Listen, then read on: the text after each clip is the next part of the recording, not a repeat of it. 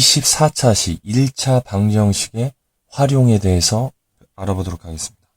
자, 활용 문제는 좀 어렵습니다. 왜 어렵냐면 우리가 지금까지는 1차 방정식이 주어지면 그 근을 구하면 됐지만 이 활용 문제는 문제가 문장으로 주어지죠.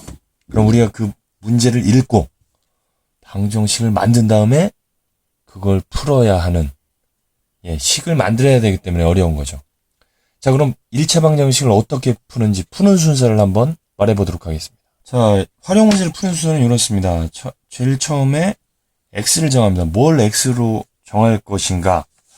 그래서 보통 마지막에 물어본 것을 x로 정합니다. 마지막에 물어본 거는 무슨 얘기냐면 학생 수가 몇 명이냐 이렇게 물어봤으면 학생 수를 x로 놓고 증발한 물의 양은 얼마냐? 그럼 증발한 물의 양을 x로 놓고 등산할 때 올라간 거리는 얼마냐? 그럼 올라간 거리를 x로 놓는 거죠. 그래서 마지막에 물어본 걸 x로 놓죠.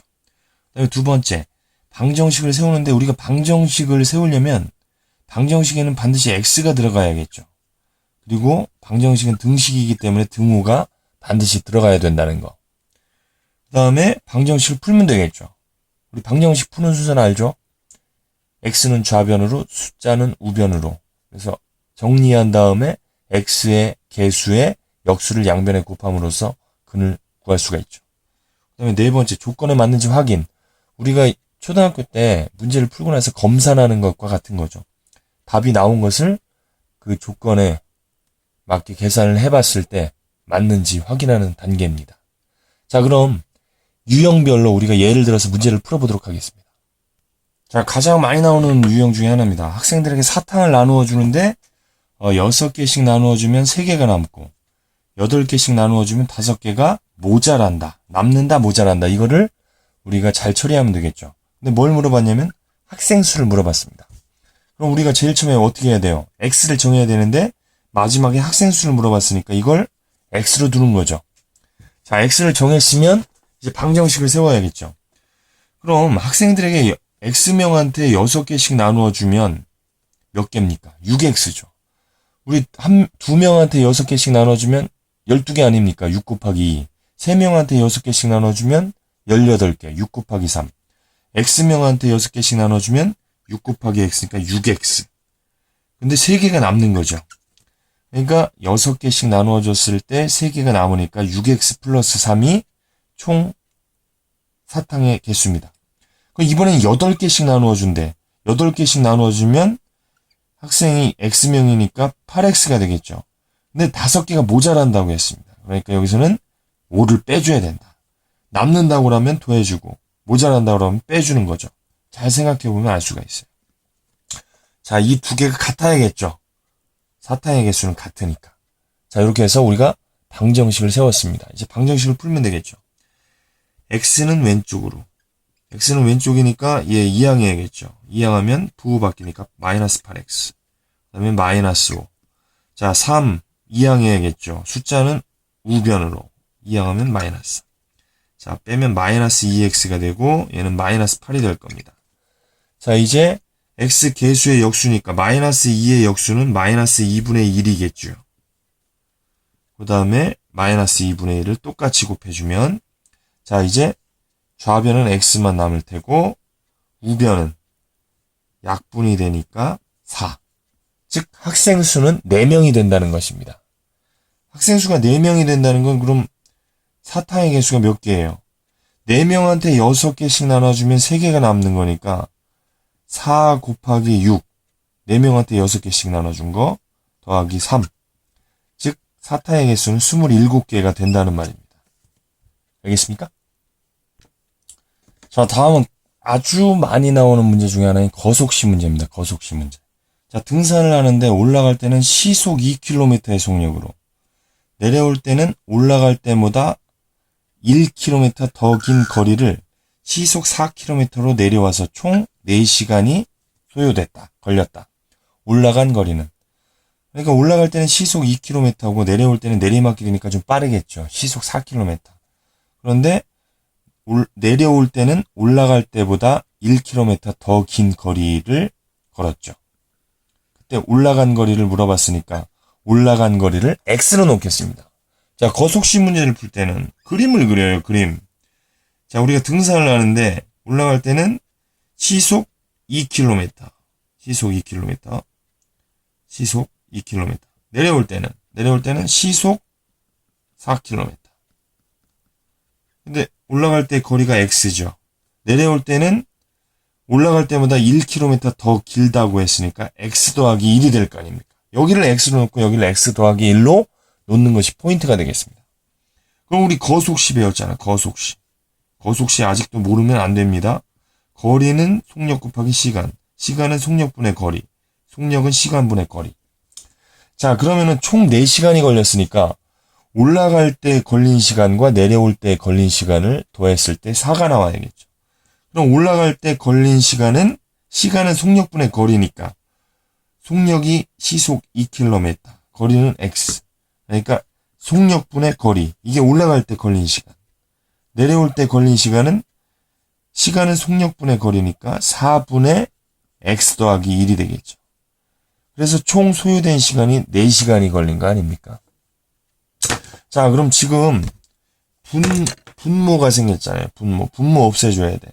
그럼 4와 2의 최소 공배수니까 4를 각 항에 똑같이 다 곱해줘야겠죠. 자, 그러면은 여기 약분이 되니까 2가 남겠죠. 2x 더하기 약분이 되니까 없어지면서 x 플러스 1이 나오겠죠. 4, 4, 16. 자, 그래서 3x는 얘 이항하면 16 마이너스 1이 되겠죠. 자, 그럼 3x는 얼마야? 15. 그럼 나왔네. x는 5. 즉 올라갈 때 거리가 5km라는 얘기죠. 내려올 때는 5 플러스 1이니까 6km가 되겠다는 얘기지. 맞습니까? 자, 이거 맞는지 확인해 보려면 올라갈 때 걸린 시간은 뭐예요? 2분의 5잖아요. 2분의 5. 내려올 때 걸린 시간은 2분의 6이잖아요. 맞습니까? 아, 4분의 6이지. 4분의 6.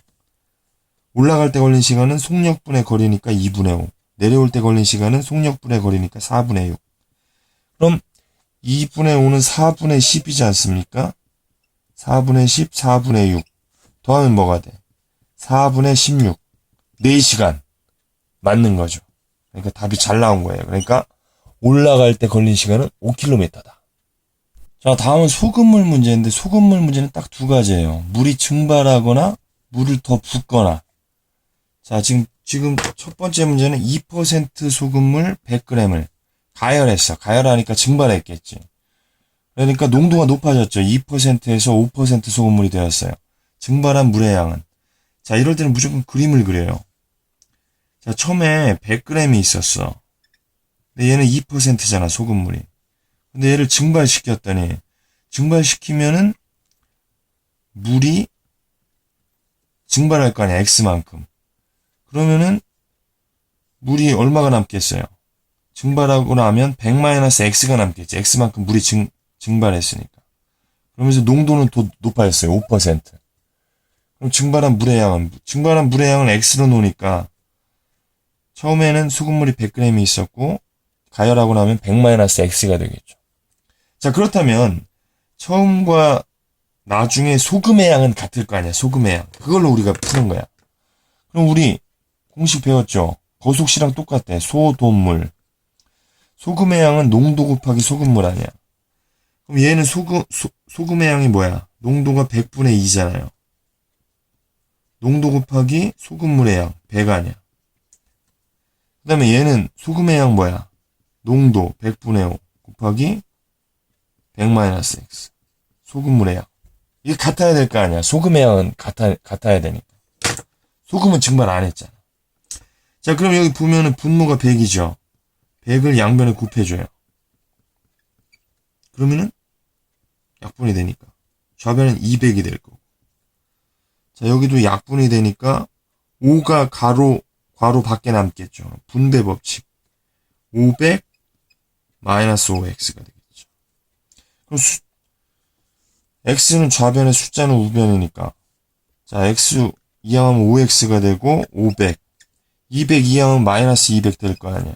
5x는 300이 되겠죠. 자, 5의 역수를 양변에 곱하면 자, 약분이 되면서 x는 5, 6, 30. 60g의 물이 증발되었다. 이렇게 풀 수가 있습니다. 오케이? 자, 이번에는 물을 붓는 거예요. 물을 부면은 농도가 낮아지겠죠. 덜 짜질 거 아니야. 자, 그림을 그려요, 이것도. 자, 처음에 10% 소금을 100g이 있죠. 10%. 여기다가 물을 부었어, 물을. 얼만큼 물을 부어야 얘를 X로 놔야 될 거 아니야. 그럼 X만큼 물을 부었어요. 그럼 물이 얼마가 돼? 100 플러스 X가 될 거 아니야. 농도는 더 낮아지겠지. 물을 부으면 덜 짜지겠잖아. 농도가 5%가 됐어. 그럼 이것도 마찬가지예요. 여기 있는 소금의 양이나 여기 있는 소금의 양은 변화가 없겠죠. 그걸 이용하는 거야. 그럼 우리 소금의 양은 어떻게 구해? 소돔물, 농도 곱하기 소금물의 양이잖아. 그럼 농도가 100분의 10에다가 100g. 여기 있는 소금의 양은, 여기 있는 소금의 양이랑 같아야 되니까. 여기 농도는 100분의 5. 그 다음에 소금물의 양은 100 플러스 X잖아요. 맞습니까? 자, 그럼 여기 보면 분모가 100이니까 여기도 똑같이 100을 곱해주면 되겠죠. 그럼 이렇게 100이 분모가 없어질 거 아니야. 그러면은 이렇게 곱하면 1000이 되겠죠. 1000. 그 다음에 5를 갖다 분배 법칙하면 500. 이렇게 분배 법칙하면 5x. 이렇게 되겠죠. 자, x는 좌변으로 부호 바뀌겠죠. 숫자는 우변이니까 마이너스 1000 이렇게 되겠죠. 마이너스 5x는 마이너스 500이지. 그럼 마이너스 5의 역수는 뭐야? 마이너스 5분의 1 아니야? 마이너스 5분의 1을 양변에 곱해줘야지. 그럼 좌변은 x만 남고 우변은 100이 되겠죠. 즉 100g의 물을 더 부으면 농도가 5%가 된다는 얘기입니다.